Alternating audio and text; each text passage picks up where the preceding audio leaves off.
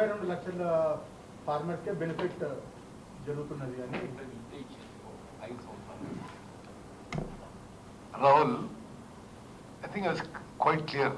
వాళ్ళు 10 ఏళ్లలో ఇచ్చిన మొత్తం అమౌంట్ 26,000 కోట్లు అనుకుంటారు. అంటే 2 సార్లు కూడా కలిపి వాళ్ళు అసలు పదే పదే అసలు దానికి ఏమన్నా it doesn't make any sense what they are talking. What we're saying 2 లక్షల రూపాయల వరకు రుణమాఫీ మాకు క్లియర్ డేటా డాక్యుమెంటేషన్ ఉన్నంత వరకు మేము 15th ఆగస్ట్ క్లియర్ చేసినాము. మిగిలిపోయిన ఎవరికి ఏ కారణంగా మిగిలిపోయినా మేము క్లియర్ చేస్తాము అని స్పష్టమైన గవర్నమెంట్ ఆఫ్ తెలంగాణ మేము అష్యూరెన్స్ ఇస్తున్నాం.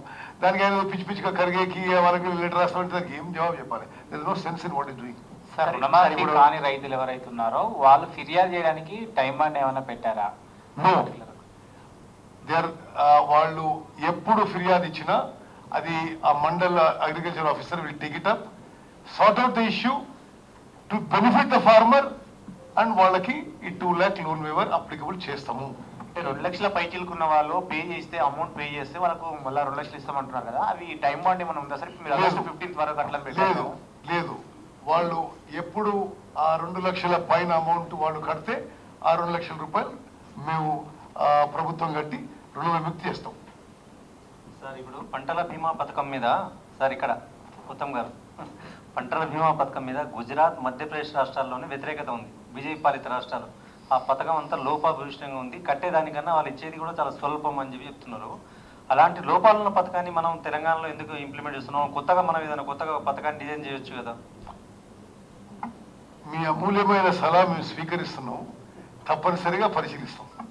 మంత్రి గారు ఇక్కడ సార్ సార్ సార్ ఇక్కడ సార్ పైన 2 లక్షలకు పైన ఉన్నటువంటి అమౌంట్కు ప్రత్యేకంగా మళ్ళీ ప్రైవేటు అప్పులు ఇచ్చే వడ్డీ వ్యాపారుల చుట్టూ తిరగాల్సి వస్తుంది. దాన్ని బ్యాంకులు రీషెడ్యూల్ చేసి ఆ 2 లక్షలు ఉన్న రుణం వరకు మాఫీ చేయొచ్చు ప్రభుత్వం.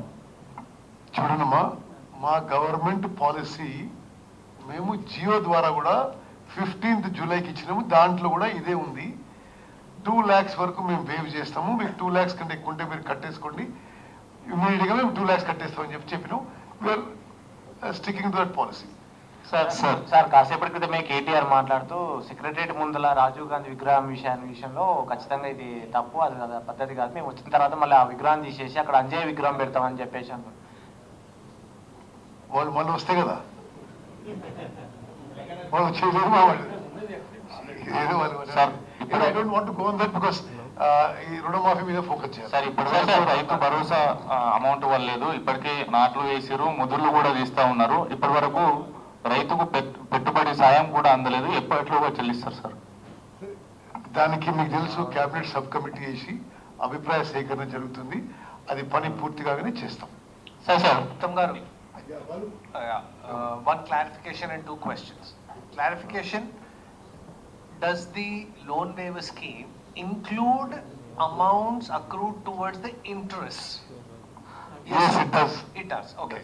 Now my questions: how many farmers have been found ineligible to receive the loan waiver? Number 1. Number 2, how many farmers were found to have more than 2 lakh rupees in their accounts? If you could share those numbers. I'll tell you, I've given that figure. 8 lakh accounts had more than 2 lakh loans. So we have requested them to clear the amount above 2 lakhs and then we will clear the 2 lakhs. This as per our stated policy, as per our GO issued on 15th July. What is the other question? How many? You see, there is nothing like no, there is nothing like ineligible.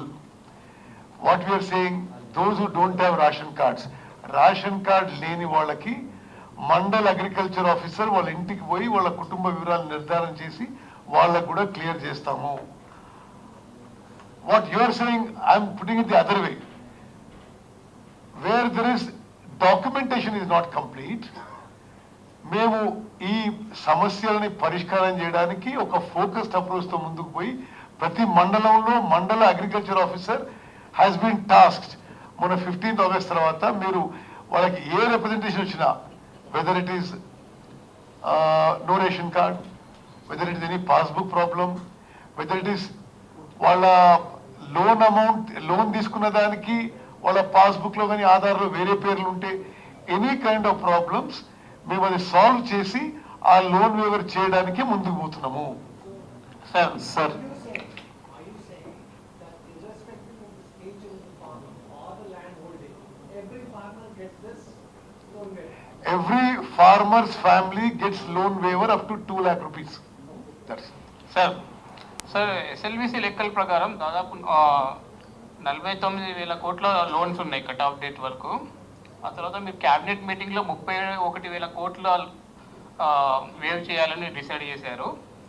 So ఇప్పుడు 18,000 కోట్ల చేశారు. So బ్యాలెన్స్గా మీ లెక్కల ప్రకారం lapses ఉన్నాయి ఇవన్నీ count చేసిన తర్వాత ఇంకా ఎంతమంది ఫార్మర్స్కి ఎన్ని వేల కోట్లు చేయాలి? మేము క్యాబినెట్ నిర్ణయం మేరకు 31,000 కోట్లు ఈ 2 లక్షల రుణమాఫీ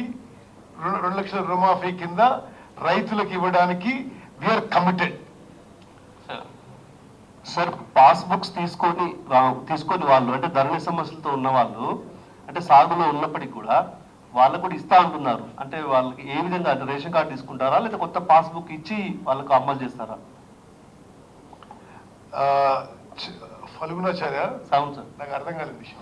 ఇప్పుడు ధరణి సమస్యలతోటి కొత్త పాస్బుక్ రాని వాళ్ళు ఉన్నారు సార్. దాదాపు 5,20,000 మంది దాకా ఉన్నారు. అయితే ఇప్పుడు ఈ రుణమాఫీలో వాళ్ళకు వర్తించడం లేదు.